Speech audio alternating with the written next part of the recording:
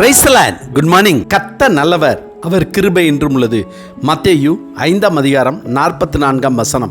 நான் உங்களுக்கு சொல்லுகிறேன், உங்கள் சத்துருக்களை சிநேகியுங்கள், உங்களை சபிக்கிறவர்களை ஆசீர்வதியுங்கள், உங்களை பகைக்கிறவர்களுக்கு நன்மை செய்யுங்கள், உங்களை நிந்திக்கிறவர்களுக்காகவும் உங்களை துன்பப்படுத்துகிறவர்களுக்காகவும் ஜெபம் பண்ணுங்கள்.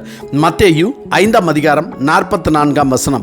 ஆண்டவராய் இயேசு கிறிஸ்து தன்னை நாடி தேடி தனக்கு பின்பாக வந்தவர்களையும் தன்னை நம்பி தன்னிடத்திலிருந்து அடையாளத்தையும் அற்புதத்தையும் அதிசயத்தையும் மட்டுமல்ல எதையாயிலும் பெற்றுக்கொள்ள வேண்டும் என்ற ஏக்கத்தோடு விசுவாசத்தோடு அவர்கள் வந்தவர்கள் தன்னுடைய பிள்ளைகளாக இருக்க வேண்டும், ஆசீர்வதிக்கப்பட வேண்டும், பரலோக ராஜ்யத்தை அவர்கள் சுதந்தரிக்க வேண்டும் என்ற எண்ணத்தோடு உரிமையோடு நான் உங்களுக்கு சொல்லுகிறேன் என்ற கட்டளையை கொடுக்கிறார். அதாவது தனக்கு பின்னால் வந்த ஜனங்களோ சாதாரண மனித இயல்பின்படி நியாயப்பிரமாண சட்டத்திற்கு உட்பட்டவர்களாக, சொல்லப்போனால் தீமைக்கு தீமை பல்லுக்கு பல் என்ற வழக்கத்தின்படியாக வாழ்பவர்களாக இருந்தார்கள்.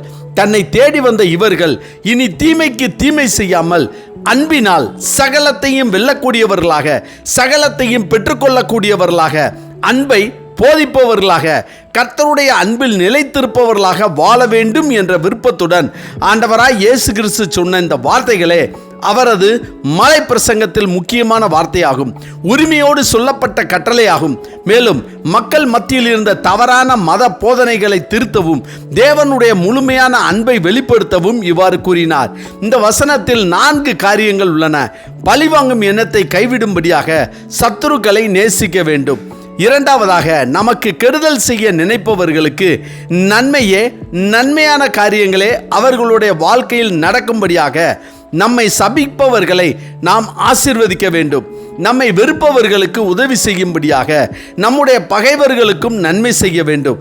நான்காவதாக, நம்முடைய இருதயத்தை காயப்படுத்தும்படியாக, வேதனைப்படுத்தும்படியாக, துக்கப்படுத்தும்படியாக நமக்கு துன்பத்தை செய்தவர்களுக்காக நாம் ஜெபிக்க வேண்டும்.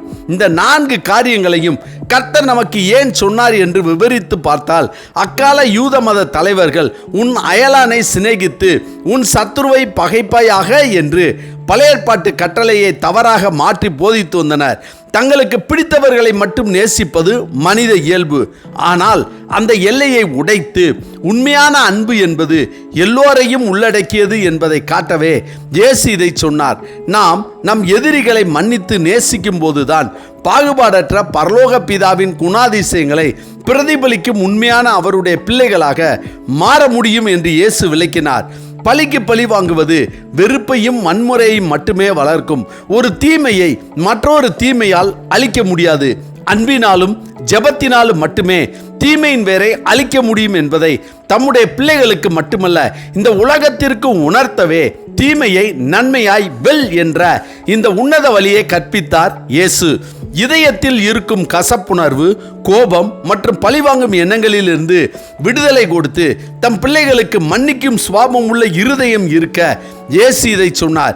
இயேசு நமக்கு சொன்ன இந்த வார்த்தைகளை பற்றி விரிவாக சொன்னால் உலகம் எதிரியை பகை என்று கூறுகிறது. ஆனால் இயேசு அவர்களையும் நேசி என்கிறார்.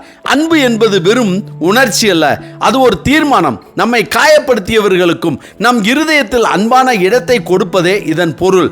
தாவீது தன் உயிரை பறிக்க தேடிய சவுல் ராஜாவை தண்டிக்கும் வாய்ப்பு கிடைத்தும் அவர் மேல் அன்பு காட்டினார். வார்த்தைகளால் நம்மை தாக்கி நமக்கு கேடு விளைவிப்பவர்களை நோக்கி நாமும் சாப வார்த்தைகளை கூறாமல் பதிலாக கிருபையான மற்றும் ஆசீர்வாதமான வார்த்தைகளை பேச வேண்டும். சேவான் தன்னை கல்லெறிந்து கொள்ள வந்தவர்களை சபிக்காமல் அவர்களை ஆசீர்வதிக்கும்படி பேசினார். நம்மை பிடிக்காத, நம்மை வெறுக்கிற ஒருவருக்கு ஏதேனும் ஒரு உதவி தேவைப்படும் போது அதை முன்வந்து செய்வது தீமையை நன்மையால் வெல்லும் ஆயுதமாகும். யோசேப்பு தன்னை அடிமையாக விட்டு தன்னை வெறுத்த தன் சகோதரர்களுக்கு பஞ்சம் வந்தபோது நன்மைகளை செய்து அவர்களை காப்பாற்றினார்.